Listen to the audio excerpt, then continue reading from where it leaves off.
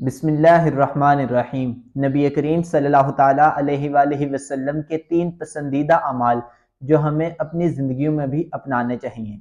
Number 1, दूसरों के साथ नरमी और हुस्न अखलाक के साथ पेश आना। इमाम बुखारी ने इस हदीस को रिवायत करते हुए फरमाया कि नबी पाक सल्लल्लाहु ताला अलैहि वसल्लम इरशाद फरमाते हैं कि सबसे बेहतरीन शख्स वो है जिसके अखलाक सबसे अच्छे हैं।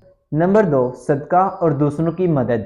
हमारे प्यारे आका सल्लल्लाहु ताला अलैहि वसल्लम खुद तो भूखे रह लेते थे, लेकिन दूसरों को खाना खिलाया करते थे। हुजूर पाक सल्लल्लाहु ताला अलैहि वसल्लम ने इरशाद फरमाया कि सदका मुसीबतों को टाल देता है और यही सदका कब्र की गर्मी से भी इंसान को बचाता है। नंबर 3, तहज्जुद और रात के नवाफिल की पाबंदी। हमारे प्यारे आका हज़रत मोहम्मद मुस्तफ़ा सल्लल्लाहु ताला अलैहि वसल्लम की आदत थी कि वो रात के आखिरी पहर में तहज्जुद की नमाज पढ़ा करते थे।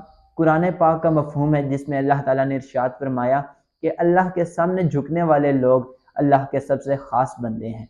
दोस्तों, हम अपनी ज़िंदगी में अच्छे अल्फाज, मुस्कुराहट और नरमी को कैसे अपना सकते हैं? और नंबर 2, हम रोज़ाना कैसे किसी का दिन खुशगवार बना सकते हैं? क्या आप पहले से इनमें से कोई अमल कर रहे हैं? नीचे कमेंट बॉक्स में ज़रूर बताएं। जज़ाकल्लाहु खैरा।